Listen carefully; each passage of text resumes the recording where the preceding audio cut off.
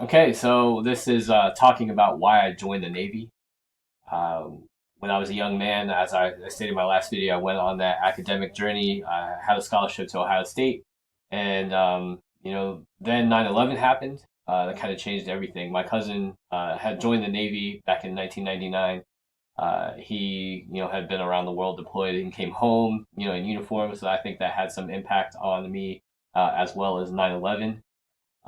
So he had joined the Navy. I wanted to, follow in his footsteps and, do something, we're competitive. So I wanted to go in the Marine Corps because it's harder. Everybody goes in the Army. No offense to them, but I wanted to do something different.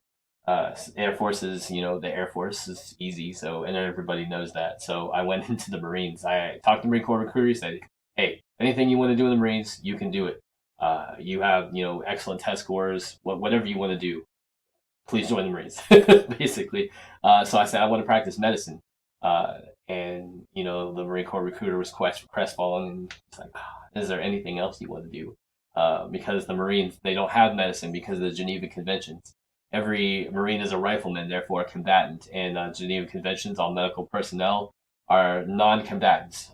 So the Navy provides those services to the Marine Corps. Therefore, I had to join the Navy, and the rest is kind of history.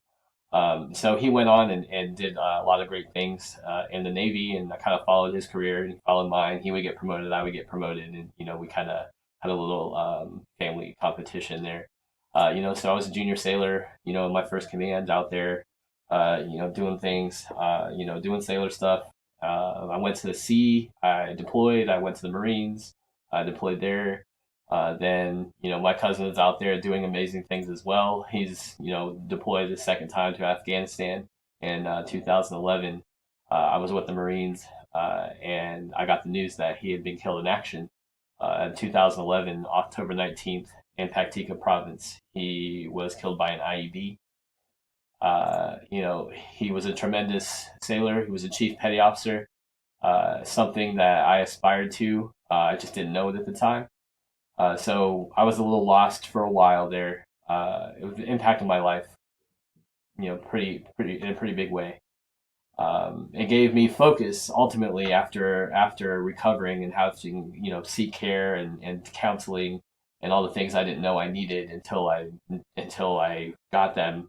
And I it gave me new focus, and I wanted to be a chief petty officer. That was my goal from there on out, was to follow in my cousin's footsteps. um, I struggled. I struggled hard. I worked hard. I did, a lot to get where I am now as a chief petty officer. And this is me during my promotion ceremony, along with some of the other chiefs I made it with, my wife, my daughter, my mom and dad, and my aunt, who is the mother of my cousin Ray. She came down for the ceremony. It was like 95 degrees that day, and the ceremony is a long one. So everyone was glad to be done. And after that, she gave me my cousin's anchors, which are in this box here. The anchors are the device we wear on our collars. These belong to my cousins. It was a touching moment.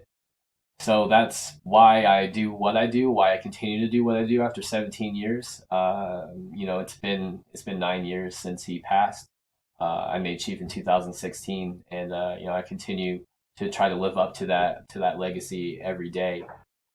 It's very important to me, as my cousin was a good man, and he inspired a lot of people. This is him in his dress whites, and I try to live up to that every day.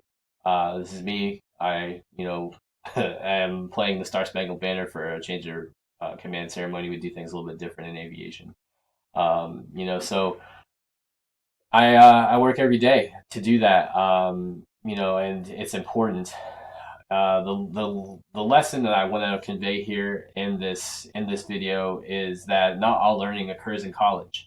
A lot of learning and a lot of wisdom and a lot of life lessons can be taken out of our experiences, where we've been and what we've done, all over the world.